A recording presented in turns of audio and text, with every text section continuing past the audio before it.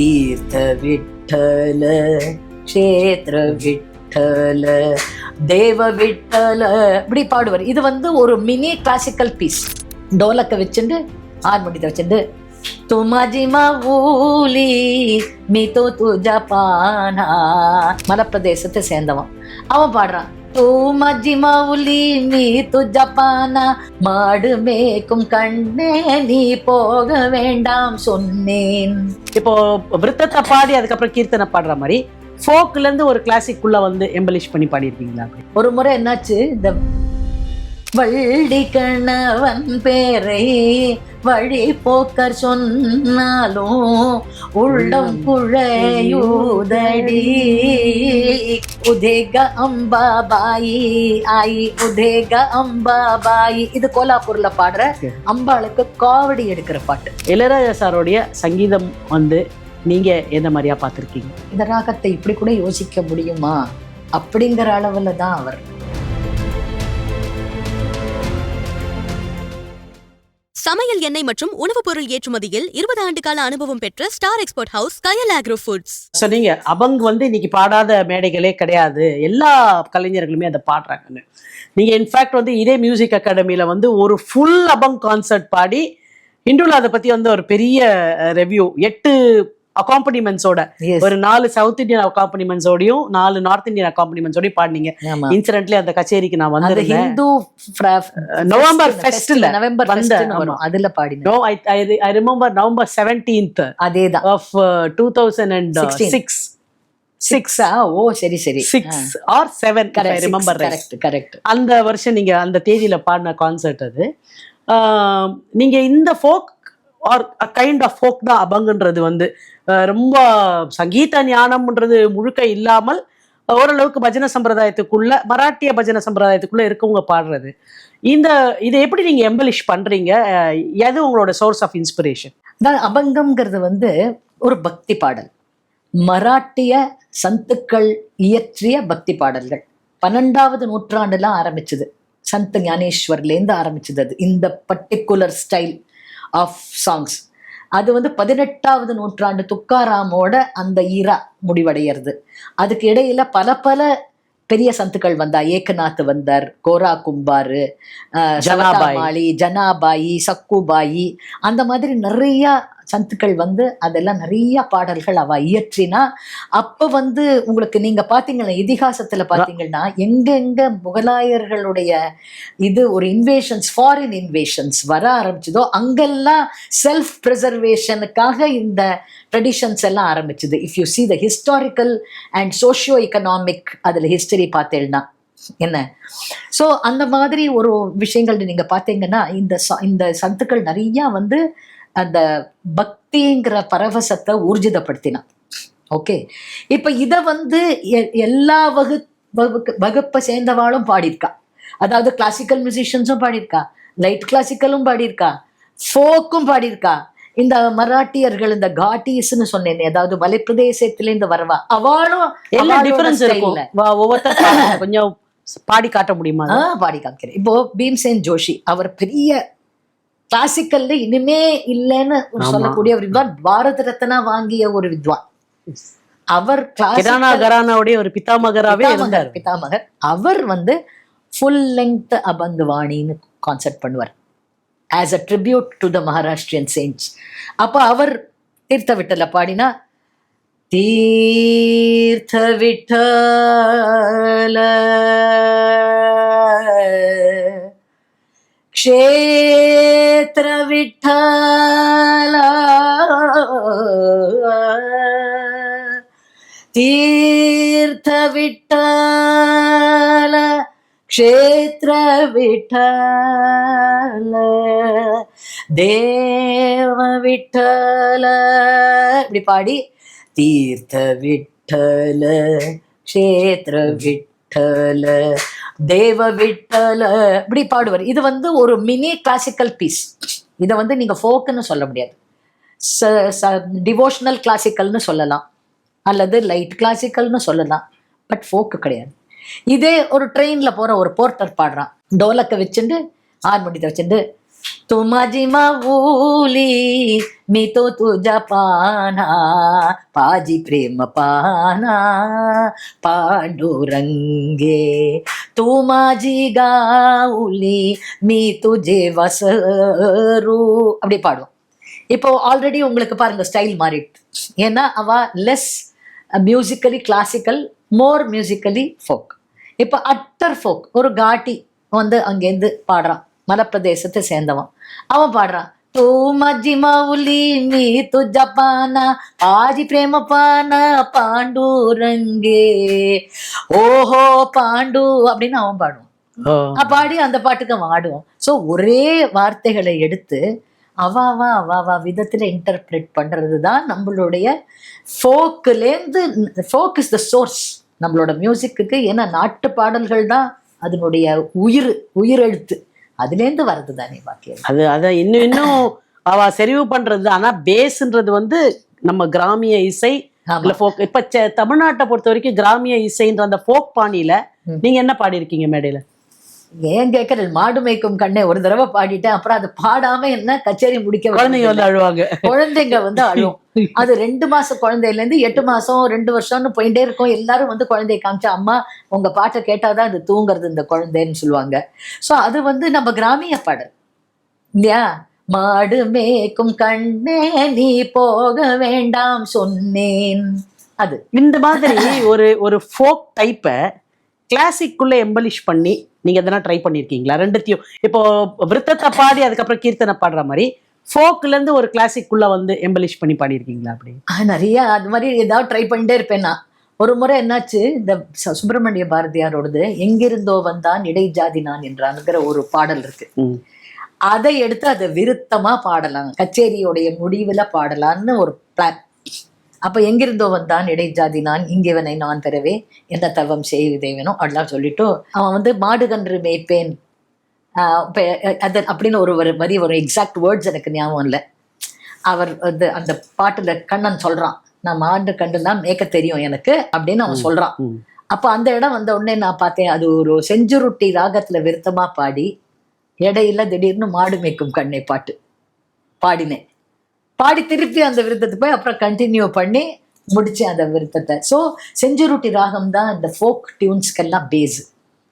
என்ன அந்த இந்த பாட்டு கூட இருக்கே, வள்ளி கணவன் பேரை வழி போக்கர் சொன்னாலும் உள்ளம் குழையூதடி கிளியே ஊரும் ஒருதடி கிளிய ஊரும் ஒருதடி. இதான் பேஸ்.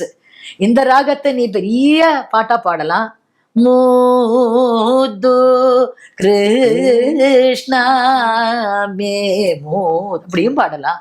ஸோ எவ்வளவு கமக்கங்கள் அதுல கொடுக்குறோம், எவ்வளவு அசைவுகள் அதுல கொடுக்குறோம், எவ்வளவு அழகுபாடுகள் கொடுக்குறோம், எவ்வளவு அதுல நம்ம நிறைய விஷயங்கள் அதுல டீட்டெயில்ஸ் போக போக அதனுடைய ஸ்தரம் வந்து ஃபோக்ல இருந்து கிளாசிக்கலுக்கு வந்து இந்த இப்ப தமிழ் ஃபோக்க சொல்றீங்க. இந்த மாதிரி நீங்க சொல்ற இந்த மராட்டிய ஃபோக்ஸை வந்து நீங்க எம்பலிஷ் பண்ணிருக்கீங்களா? நிறைய பண்ணிருக்கீங்க. ஃபார் எக்ஸாம்பிள் அந்த கோலாப்பூர்ல ஒரு லக்ஷ்மி டெம்பிள் இருக்கு, அம்பாபாயின்னு பேரு, ரொம்ப சக்தி வாய்ந்த கோவில் அது. அப்ப அங்க வந்து ஒரு ஃபோக் ஃபார்ம் ஒண்ணு உண்டு.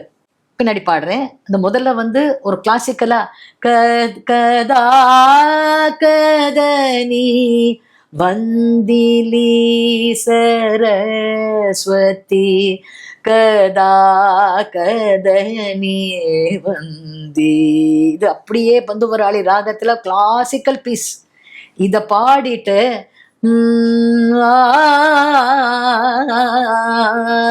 உதேக அம்பாபாயி ஆயி உதேக அம்பாபாயி. இது கோலாப்பூர்ல பாடுற அம்பாளுக்கு காவடி எடுக்கிற பாட்டு. நம்ம எப்படி முருகனுக்கு காவடி எடுக்கிறோம், அந்த மாதிரி அம்பாளுக்கு பால்கி தூக்குவாவா. அதுல அம்பாளுடைய விக்கிரகம் இருக்கும். அந்த பால்கியை ஃபுல்லா பச்சை கலர்ல வளை போட்டு அதை டெக்கரேட் பண்ணிருப்பா. Okay. ஏன்னா அவளுக்கு ரொம்ப உகந்த கலர் பச்சை பச்சை. கலர்.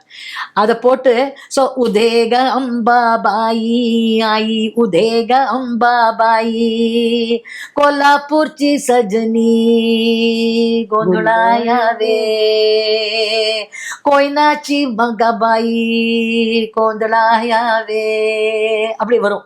ஸோ இதெல்லாம் ஃபோக். இதையும் அதையும் மாத்தி மாத்தி பாடுவேன்.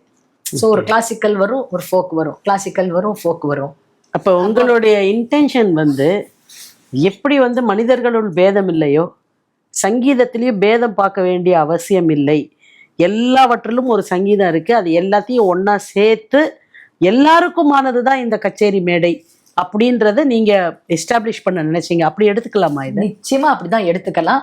இந்த பாயிண்ட்டை நீங்க சொல்லும் போது இந்த பிகினர்ஸ் இருக்கா இல்லையா, ஸ்டூடெண்ட்ஸ் ஒரு சீரியஸா மியூசிக் படிக்கணும்னு நினைக்கிறவங்க, அவளுக்காக நான் சொல்லக்கூடிய விஷயம் என்னன்னா, ஆரம்ப காலத்துல ஒரே ஒரு ஸ்டைல்ல நல்ல கிரவுண்டிங், நல்ல ஒரு அளவுக்கு குரு வந்து ஒத்துக்கக்கூடிய அளவு நம்மளுக்கு ஒரு நிபுணத்துவம் வரணும். அது வர வரைக்கும் நம்ம அது இதுன்னு போகக்கூடாது. அது ரொம்ப முக்கியம்.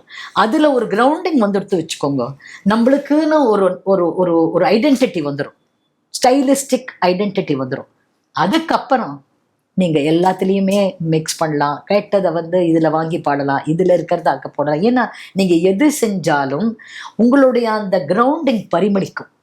நீங்க எதுவுமே இல்லாம ஆரம்ப காலத்திலேயே அங்க இங்க போயிட்டோம்னு வச்சுக்கோங்க, நம்ம அது ஒரு ஒரு கேரக்டர் இல்லாம போயிடும். இலக்கணம் தெரிஞ்சதுக்கு அப்புறம் எந்த விதமான கவிதையும் எழுதலாம், இலக்கணம் தெரியறதுக்கு முன்னாடியே நான் வேற விதமா அந்த இலக்கணத்தை மீறின ஒரு கவிதை எழுதுவேன்றது சரியா வராது. இலக்கணம் கத்துண்ட பிறகு அதை நம்ம மறக்கவும் செய்யலாம், டெம்பரரியாக மறக்கவும் செய்யலாம், அதை மீறியும் போகலாம். ஏன்னா நம்மளுக்கு தெரியும் எந்த இடத்துல திருப்பி வந்து அதுக்குள்ள நம்ம போயிடுவோம்னு, அது தெரியணும். இப்போ நீங்க இதை சொல்லும் போது நான் உங்ககிட்ட கேட்க நினைக்கிறேன், இன்னைக்கு நிறைய ஷோஸ் வருது, நிறைய கிளாசிக்கல் மியூசிக் கத்துக்கிற குழந்தைங்களும் அங்க வந்து பாடுறாங்க. நான் குழந்தைங்கன்னு சொல்லும்போது அப் டு 25 வயசு வரைக்குமே நான் குழந்தைங்களா தான் நினைக்கிறேன். அவங்கள ஒரு பெரிய கனவுகளோட தான் வராங்க. இந்த மாதிரி ஷோஸ்ல வந்து ஒரு வெற்றி பெறுவதன் மூலமாக ஒரு பெரிய கரியரையே எஸ்டாப்ளிஷ் பண்ணிக்கலாம்னு நினைக்கிற குழந்தைகளுக்கும், இல்லை இந்த கிளாசிக்கலுக்குள்ளேயே தான் இருந்து இதை முட்டி மோதி வரணுன்ற ஒரு செட் ஆஃப் ஸ்டூடெண்ட்ஸ் கண்டிப்பாக இருக்காங்க எதுலையா இருந்தாலும். இப்போ அந்த மாதிரி ஸ்டூடெண்ட்ஸுக்கு வெறும் கிரவுண்டடாக நான் இந்த மாதிரி ஷோஸ்லாம் போல, எனக்கு அந்த வெளிச்சம்லாம் வேண்டாம், கிளாசிக்கலாக மட்டுமே நான் இருக்கேன்னு நினைக்கிற குழந்தைங்களுக்கு இன்றைய சூழலில் கர்நாடிக் மியூசிக் வேர்ல்டு போதிய பிளாட்ஃபார்ம்ஸையும் போதிய ஆப்பர்ச்சுனிட்டியும் போதிய ஃபைனான்ஷியல் ரிட்டர்ன்ஸையும் தரதா நினைக்கிறீங்களா நீங்க? ஆப்பர்ச்சுனிட்டிஸ் நிறையா இருக்கு. இப்போ இவ்வளோ டிசம்பர் வந்தா எவ்வளோ சபாக்கள் இருக்கு, எவ்வளோ கச்சேரிகள் நடக்கிறது, காலையிலேருந்து ஆரம்பிச்சா ராத்திரி வரைக்கும் கச்சேரிகள் நடக்கிறது, அத்தனை ஆர்டிஸ்டும் பாடுறா, அதுல ஒன்றும் சந்தேகம் இல்லை. அந்த ஆப்பர்ச்சுனிட்டியை ஃபைனான்ஷியலி வயபிளா பண்ணணும்னா அதுக்கு அவங்க அந்த ஃபேமிலி அவங்கள சேர்ந்தவங்க நிறையா எஃபர்ட் போடணும். ஏன்னா அதை மீறி ஒரு கூப்பிட்டு ரீஎம்பர்ஸ் பண்ணி நம்மளுக்கு ஒரு போதிய சன்மானத்தை கொடுத்து நம்ம ஒரு கச்சேரி பண்ணணும்னா அதுக்கு நம்மளுக்கு தனித்துவம் நம்மளுக்கு இருக்கணும். அப்போ ஆர்கனைசர்ஸ் வந்து அவுட் சைட் ஆஃப் திஸ் இந்த மிலியோலேருந்து வந்து நம்மளை கூப்பிட்டு ஒரு பாட சொல்லணுங்க போது அதை பற்றி நம்ம யோஜனை பண்ண வேண்டிய விஷயம். பண்ணிட்டா நம்ம பண்ணிடலாம். பட் இப்போ இதுல ஒரு காலம் நம்ம ஓகே இப்படி சேனல்ஸ்ல போய் நம்ம பாடி அந்த மாதிரி ஒன் டைம் பாப்புலாரிட்டி ஜெயிக்கிறது மூலமாவோ ஒரு ஷோவை ஜெயிக்கிறது மூலமாவோ இல்லை அதன் மூலம் நமக்கு கிடைக்கிற ஒரு சினிமா பாட்டு அந்த ஆப்பர்ச்சுனிட்டி மூலமாவோ நம்ம அந்த பாப்புலாரிட்டி மூலம் எஸ்டாப்ளிஷ் பண்ணிக்கலான்ற அந்த சிந்தனையை பத்தி உங்களுக்கு கருத்து என்ன? நான் என்ன நினைக்கிறேன்னா, எதுவுமே தப்பு கிடையாதுமா. எதுலையுமே நம்ம இறங்கும் போது இதோட இது முடிவடையலை, புரியுறதா? இதோட அது முடிவடைஞ்சிடல. இப்போ ஒரு பத்மஸ்ரீ அவார்டே வந்துடுச்சு, அதோட முடிஞ்சு போச்சா? இல்லை. அதுக்கப்புறமும் அந்த ஜேர்னி தொடர்ந்து தான் இருக்கு. ஒரு சங்கீத கலாநிதி வந்ததா, ஒரு ஷெவாலியர் வந்ததா, அதுக்கு மேல நித்தம் புது பாட்டை என்ன கத்துக்கலாம், இன்னைக்கு வாய்ஸ் ட்ரைனிங்ல என்னெல்லாம் நடக்கிறது, ட்ரைனிங் மெத்தட்ஸ் என்ன பண்ணலாம், நம்மளுக்கு தெரிஞ்சதை நம்ம எப்படி நம்ம ஷேர் பண்ணலாம், மற்றவங்ககிட்ட நம்ம என்ன கத்துக்கலாம். இந்த தேடல் வந்து எப்போதும் நம்மளுக்கு இருந்துட்டே இருக்கணும். அது இருக்க நீங்க எந்த வழியில போனாலும் அந்த ஒரு ஃபயர்னு சொல்றாங்களே, அந்த ஃபயர் இருக்க நம்மளும் போவோம். நம்மளுக்கு கூட இருக்கிற பேரண்ட்ஸோ ஸ்பௌஸோ யாரா இருந்தாலும் ஹெல்ப் பண்ணணும். இதெல்லாம் இத்தனையும் சேர்ந்தாதாம்மா ஒரு கரிய டென்னிசன் ஒரு வார்த்தை சொல்லுவாரு. யுலிசஸ் என்ற கவிதை எழுதுகிற பொழுது யுலிசஸ் பேசுவது போல வந்து ஒரு ஒரு பகுதி வரும். I am become a name for always roaming with hungry heart அப்படிம்பாரு. அதான் ஸோ அது மாதிரி. So it is not a one point. ஒரு ஒரு இந்தியன் ஐடலே இருக்கு வச்சுக்கோங்களேன், அதை மட்டும் அவார்டை வாங்கிட்டா அதோட முடிஞ்சு போயிடுது. அது ஆரம்பம். இதை நம்ம ஞாபகத்துல வச்சுட்டா எந்த பெரிய விஷயம் வந்தாலும் ஏமாத்தங்கள் வந்தாலும் நம்மளால தாங்கிக்க முடியும். அவ்வளோதான். அதை தாங்கிட்டோம்னா நம்ம லைஃப்ல நம்ம where we want to go போயிடலாம். இப்போ ஃபிலிம் மியூசிக் அப்படின்னு ஒன்று இருக்குது பேரலாக, அது ஒன்று இருந்துகிட்டே இருக்குது. ரசிகர்கள் எந்த அளவுக்கு கிளாசிக்கல் மியூசிக்கை ரொம்ப நேசிக்கிறவங்களும் கூட ஃபிலிம் மியூசிக்கையும் ஈக்குவலாக நேசிக்கிறவங்களா இருக்காங்க. நிச்சயமா. ஃபிலிம் மியூசிக் ரெட்ரோ ஃபிலிம் மியூசிக்ல ரொம்ப ஸ்டூடெண்ட் டேஸ்ல அது பாட்டுக்கு கேட்டுட்டே தான் இருப்பேன். அவங்களுக்கு அந்த மாதிரி சினிமா சங்கீதம், இன்னைக்கு இருக்க சினிமா சங்கீதம் எப்படி இருக்குன்னு நினைக்கிறீங்க? நீங்க வந்து ஏன்னா கிளாசிக்கல் மியூசிக்கை முதல்லேருந்து இப்போ வரைக்கும் கவனிச்சுட்டு வரீங்க. இப்போ இம்ப்ரோவைசேஷன்ஸ் இப்போ ஒவ்வொரு நாளுமே வந்து இளைஞர்கள் புதுசா பாடுறாங்க. இன்னைக்கு பாடுற பசங்க வந்து ரொம்ப வியக்கத்தக்க அளவுக்கு பாடுறாங்க, ரொம்ப கிளாசிக்கலா இருக்காங்க. அட் த சேம் டைம் அவங்களுக்கு என்னன்னாக்கா எல்லா சோர்ஸும் கையில இருக்கு, எல்லாமே அவங்களோட ஜூக் பாக்ஸ்ல இருக்கு, எல்லாமே அவங்களோட கூகுள் சர்ச்ல இருக்கு. சோ அதனால இதுக்கு இந்த பாணியை வச்சுக்கலாம், அதுக்கு அந்த பாணியை வச்சுக்கிட்டு அவங்க வந்து ஒரு புதுசா இம்ப்ரோவைஸ் பண்ணி பிரமாதமா பாடுறாங்க. விஷயம் இது ஹிந்துஸ்தானிலுமே நடக்குது, அதே மாதிரி கர்நாடிக்லயும் நடக்குது. இந்த மாதிரி ஃபிலிம் மியூசிக்கில் இப்போ வந்திருக்க சேஞ்சஸ், இன்னைக்கு இருக்க ஃபிலிம் மியூசிக்கு நீங்கள் அப்சர்வ் பண்ணியிருப்பீங்க ஒரு 60-70 வருஷத்தில். இப்போ இருக்க மியூசிக்கு உங்களுக்கு வந்து ஒரு 2000ஸ்லையோ இல்லை 80ஸ்லையோ இல்லை 60ஸ்லையோ இருந்த அந்த மாதிரியான ஃபிலிம் மியூசிக்கில் ஒரு கணம் இருந்தது இல்லையா, ஒரு கிரவுண்டடா. அந்த கிரவுண்டிங் இன்னைக்கு ஃபிலிம் மியூசிக்கில் இருக்குன்னு நீங்கள் நினைக்கிறீங்களா? என்ன போதாமல் இருக்குது? போதாமல் இருக்குன்னா, நான் இப்போ என்னுடைய இடத்துலேருந்து நான் பார்க்கும்போது நான் ஒரு ஒப்பீனியன் சொன்னேன்னா, இப்போ இருக்கிற காலத்தில் அது ஒத்து வருமாங்கிறது சந்தேகம்தான். ஏன்னா இப்போ இருக்கிற யூத் தானே இந்த ஃபிலிம் மியூசிக்கை கேட்குறாங்க. அவங்களுடைய டேஸ்ட்டை பொறுத்து தான் அந்த film music is geared towards that இல்லையா? இப்போ நான் என்ன பாட சொன்னால் நான் முகமது ரஃபியும் லதா மங்கேஷ்கரையும் பி சுசீலா அம்மாவையும் எம்எஸ் விஸ்வநாதனையும் கேட்டுட்டு உட்காந்துருப்பேன். ஸோ அது வந்து so I cannot pass a judgment on the current situation. All I would like to say is, எந்த மியூசிக்காக இருந்தாலும் அதில் டியூன், அதாவது மெலடிக்கு எவ்வளோ பங்கு உண்டோ, ரிதம்க்கு எவ்வளோ பங்கு உண்டோ, சாகித்யத்துக்கு அத்தனை பங்கு உண்டோ. எந்த லிரிக்ஸாக இருந்தாலும் சரி, அந்த லிரிக்ஸை மனசை தொடும்போது இந்த 3 விஷயங்களுடைய சேர்க்கை அந்த சிங்கருனுடைய அத பாவத்தை வெளி கொண்டு வர விஷயம். இந்த இடத்த தான் நான் கேட்க வந்தேன் உங்ககிட்ட. இன்னைக்கு இருக்கக்கூடிய ஃபிலிம் மியூசிக்ல ஒரு ஜாசி சவுண்ட் இருக்கு இல்லையா, அது வந்து சாகித்யத்தை அப்படியே மறைச்சி அது மேலேறி உட்கார்ந்துக்கிற மாதிரியான ஃபீலிங் இருக்குன்னு சில பேரோட ஒப்பீனியன் இருக்கு. இதுல நீங்க எங்க இருக்கீங்க? நான் எப்பயுமே ஒரு பாட்டு எனக்கு மனசுல நிற்கணும், அதாவது நான் திருப்பி அதை போய் கேட்கணும்னு எனக்கு தோணணும். 1 வருஷம் கழிச்சு திருப்பி கேட்கணும்னு தோணணும், 2 வருஷம் கழிச்சு திருப்பி அதை கேட்கும் போது கேட்கணும்னு தோணணும். அப்படி தோணினாதான் அந்த பாட்டு வந்து உயர்ந்த பாட்டுன்னு நான் சொல்லுவேன். அந்த மாதிரி இப்போவும் பாட்டுகள் வருது, நிறைய இந்த மாதிரி சாகித்யம் புரியாத பாட்டுகள் இருந்தாலும் எண்ணி அந்த மாதிரி பாட்டுகளும் வருது. ஸோ எல்லாத்துக்கும் இடம் இருக்கு, யார் என்ன அதை எப்படி பயன்படுத்திக்கிறாங்கிறது தான் விஷயம். ஓகே, இப்போ ஃபிலிம் மியூசிக்கை பற்றி நீங்கள் இவ்வளோ சொல்கிற போது, இன்னைக்கு ஒரு மியூசிஷியன் அவங்கக்கிட்ட ஒரு இன்டர்வியூ அப்படின்னு வரும்போது தவிர்க்க முடியாத ஒரு பெயர் அப்படின்னா அது இளையராஜா சார். நிச்சயமா இளையராஜா சாரோடைய சங்கீதம் வந்து நீங்கள் என்ன மாதிரியா பார்த்துருக்கீங்க? கிளாசிக்கல் கண்டென்ட் வந்து அதிகமா வந்து இருந்தது வந்து எத்தனை ராகங்கள் வந்து அந்த ராகத்தை வந்து நாங்க கிளாசிக்கல் மியூசிஷியன்ஸே இந்த ராகத்தை இப்படி கூட யோசிக்க முடியுமா அப்படிங்கிற அளவுல தான் அவர் பாட்டு எழுதியிருக்கார். அது வந்து ஒரு பெரிய ஜீனியஸ் தான், அதை பற்றி நோ கொஸ்டின் அபவுட் இட். இப்போ கவுளையில் வந்து அவர் போட்ட அந்த வேதம் நீ நாதம் நீ, ஆமா அதெல்லாம் அன்பிலீவபிள். என்ன பாட்டுகள், அது என்ன இது, அமேசிங், கிரேட் ஜீனியஸ். இப்போ அந்த மாதிரியான கிளாசிக்கல், இப்போ நீங்கள் இப்போ எம்எஸ்வி சார் எடுத்துக்கோங்க, இல்லை இப்போ ராஜா சார் எடுத்துக்கலாம், இல்லை அதுக்கு முன்னாடி வந்து இருந்த மியூசிஷியன்ஸும் சரி, கிரேட் மியூசிஷியன்ஸ் அப்படின்னு அவங்க எல்லாருமே வந்து கிளாசிக்கல் கிரவுண்டிங்கை வந்து ஏதோ ஒரு இடத்துல ஒரு மிஸ்ரமாவது பயன்படுத்தியிருக்காங்க. அதாவது ஒரே ராகத்துல ஃபுல் சாங்கும் போகாட்டியும் கூட இது வரைக்கும் ஒரு ராகம் வரும், அதுக்கப்புறமா ஒரு சின்ன மிஸ்ரம் கலந்துப்பாங்க, அதுக்கப்புறமா அப்படியே அது போகும்.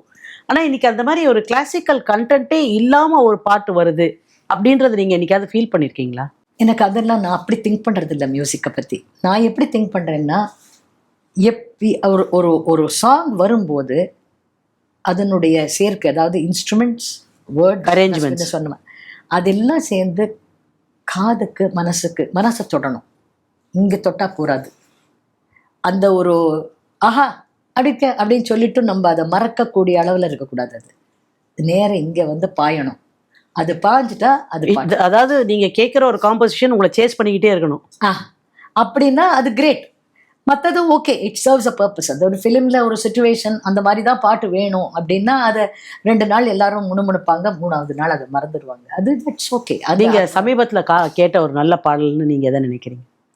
இந்த கடைசி 5 வருஷத்துல கூட வச்சுக்கோங்க.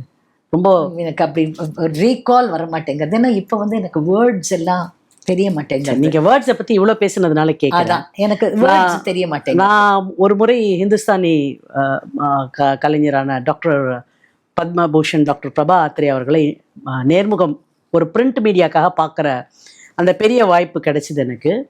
அப்போ அவங்க கிட்ட கேட்டேன், உங்களுடைய ஹிந்துஸ்தானி சங்கீதத்தில் வந்து அன்லைக் கிளாசிக்கல் கர்நாடிக் மியூசிக்கு நீங்கள் சாகித்யத்துக்கு அவ்வளோ இடம் தராமல் நீங்கள் சங்கீதத்துக்கு பெரிய இடம் தரீங்களே, அது சரின்னு நினைக்கிறீங்களான்னு நான் கேட்டபோது அவங்க அதுக்கு ஒரு பதில் சொன்னாங்க.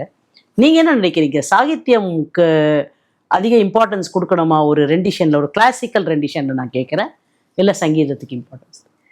இப்போ நான் வந்து ஒரு கர்நாடக சங்கீத அதுல தான் கேட்குறேன். ஒரு கிளாசிக்கல் கர்நாடிக் மியூசிக்ல அந்த மனசுல நீங்க பார்க்கும்போது for a Carnatic music what is the main frame for a Carnatic மியூசிக்னு பார்க்கணும்.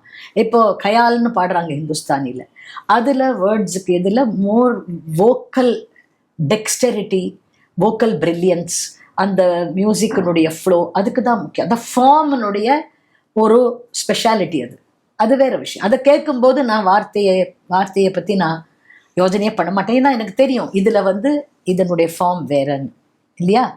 கர்நாடக சங்கீதம் வந்து அதில் தான் இந்த ஈக்குவேஷன் ரொம்ப ரொம்ப special. That is it is a very advanced form of classical music, but at the same time it is only and only devotional in content. இது வந்து it's a very rare thing, ரொம்ப ரேரான phenomenon இது. நீங்கள் மேற்கத்திய சங்கீதத்தை பார்த்தேன்னா liturgical music தனியாக போயாச்சு, சோஷியல் மியூசிக் தனியாக போயாச்சு, ரொமான்டிக் மியூசிக் தனியாக, எல்லாம் தனித்தனியாக ஆயாச்சு. இப்போ நம்மளுக்கு அப்படி இல்லை. கர்நாடக சங்கீதத்தில் இது இத்தனையும் இருக்குது, நிபுணத்துவமும் இருக்குது, அகாடமிக் குவாலிட்டிஸும் இருக்குது. அதே சமயத்தில் words, lyrics are only and only sahityam. So that is the demand of that form. அந்த ஸ்டைலிஸ்டிக் டிமாண்ட் இருக்கு, அதை தான் நம்ம ஃபுல்ஃபில். இப்போ கர்நாடிக் மியூசிக்கில் டிவோஷனை தாண்டியும் கர்நாடிக் மியூசிக்கை நாங்கள் புதுசாக எழுதுவோம், பாடுவோம் அப்படின்னு ஒரு புதிய அலை வந்திருக்கு இல்லையா, அதை பற்றி உங்களோட இம்ப்ரெஷன்? நான் எனக்காக தான் பேச முடியும், மற்ற வாழ்க்கான இல்லை. உங்களோட கருத்து என்னன்றது தான். எனக்கு என்னன்னா, எனக்கு வந்து சங்கீதமே என்னை பொறுத்தவரையில் சொல்கிறேன், நான் வேற யாரையும் அதை பற்றி நான் வேற every opinion is correct in its own place. என்னுடைய இது என்னன்னா, சங்கீதமே இறைவனுக்கு ஒரு அர்ப்பணிப்பு. அப்படித்தான் நான் அதை அப்படியே நான் வந்துட்டேன். ஸோ எனக்கு அதுதான் சரியாப்படுறது. அது இல்லாதது, அந்த அர்ப்பணிப்பு இல்லாத ஒரு சங்கீதம் எனக்கு வந்து அது whatever you sing, but it is to be surrendered to a higher force, then it becomes music worth remembering. That's my opinion. ரொம்ப விசேஷமாக சொல்லியிருக்கீங்க நீங்கள். கர்நாடிக் மியூசிக்கினுடைய எண்ட் பர்பஸ்ன்றது வந்து அது டிவோஷன்லேயோ அல்ல இறைவனை அடைவதற்கான ஒரு மார்க்கம் இல்லை ஒரு பயிற்சி அல்லது ஒரு முயற்சி.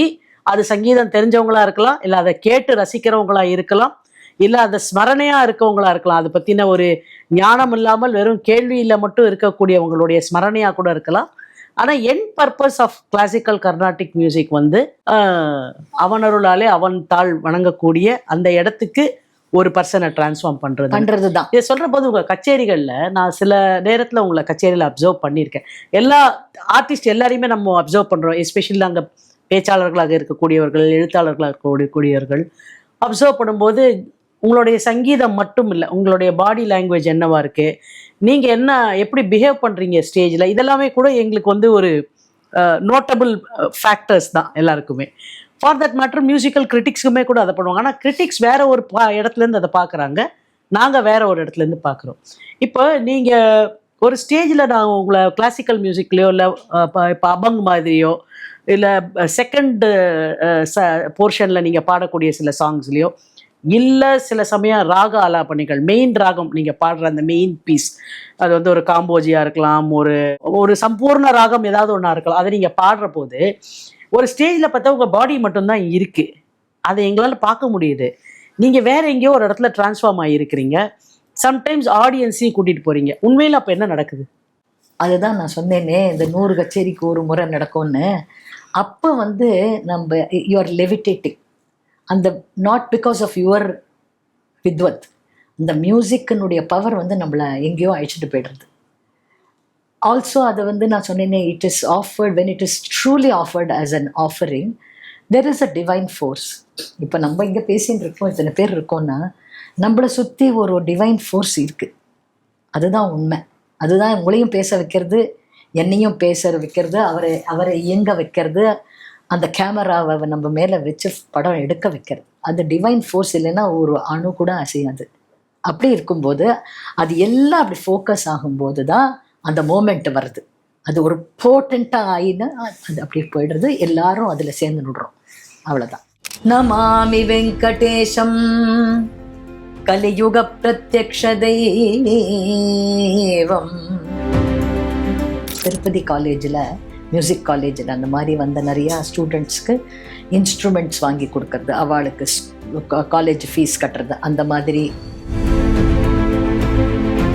நம்ம 2 காலை படுக்கை விட்டு கீழே வச்சோமா,